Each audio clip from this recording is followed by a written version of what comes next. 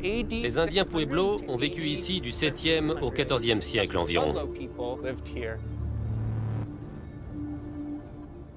Il fallait une organisation sociale complexe pour construire un village comme celui-ci.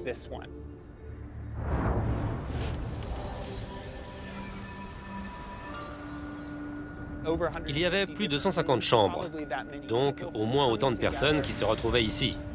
Et ces gens vivaient dans un habitat comparable à des immeubles, avec des appartements construits les uns au-dessus des autres.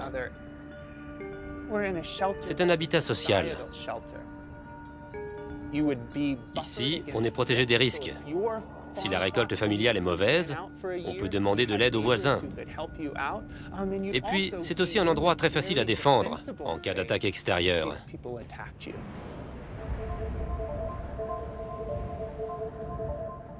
Ces murs très épais ont d'excellentes propriétés thermiques. Ils absorbent de la chaleur pendant la journée qui est dissipée pendant la nuit. Au petit matin, ils sont frais et il leur faut un certain temps pour se réchauffer. Donc, le village entier a une sorte de ventilation et d'air conditionné. La terre est un matériau très isolant, tout comme l'argile. Et en fait, on a oublié tout ça avec l'invention de l'air conditionné et du chauffage. Le résultat, c'est que plus tard, on s'est trouvé confronté à une crise énergétique. Et on a commencé à revisiter ces techniques abandonnées. Il y a beaucoup de savoir-faire anciens qui restent importants aujourd'hui, ou qui le sont même encore plus.